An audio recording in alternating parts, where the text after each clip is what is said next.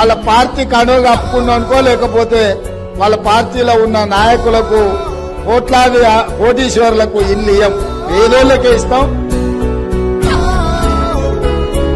Government ఇల్లు ఇచ్చినందుకు ఇప్పుడు సంతోషంగా ఉన్నాం. ఇన్ని రోజులు ఇల్లు లేక ఇబ్బంది పడ్డాము.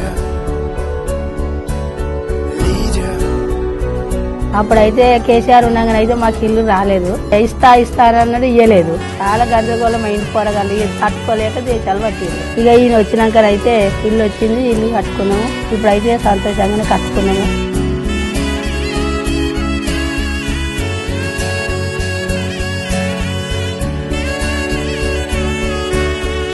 మా ఇంటికి ఎవరైనా చుట్టాలు వచ్చినా వర్షం పడినప్పుడు చాలా ఇబ్బంది పడుకుంటా ఉండేవాళ్ళము. కాంగ్రెస్ ప్రభుత్వం వచ్చినా ఇలా చేసుకున్న 1 monthకే వచ్చింది. ఇల్లు కట్టుకునే సందర్భంగా చాలా అంటే చాలా సంతోషంగా ఉన్నాము.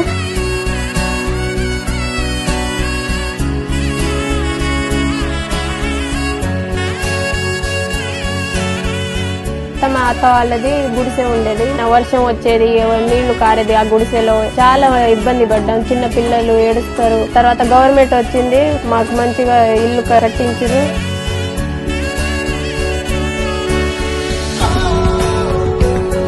రేవంత్ రెడ్డి ప్రభుత్వం వల్ల ఇల్లు వచ్చినాక సంతోషంగా ఉన్నాం.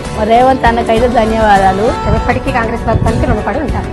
గవర్నమెంట్ కి ధన్యవాదాలు. నువ్వు డబుల్ బెడ్రూమ్ ఇల్లు ఇచ్చిన దళితులను ఆదుకున్నా అంటున్నావు కదా. ఏ ఊర్లలో అయితే కేసీఆర్ డబుల్ బెడ్రూమ్ ఇల్లు ఇచ్చిండో ఆ ఊర్లలో నువ్వు ఓట్లు వేయించుకో.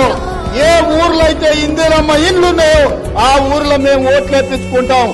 ఈ సవాల్కు సిద్ధమా అని చెప్పి నేను కేసీఆర్ అడుగుతున్నా.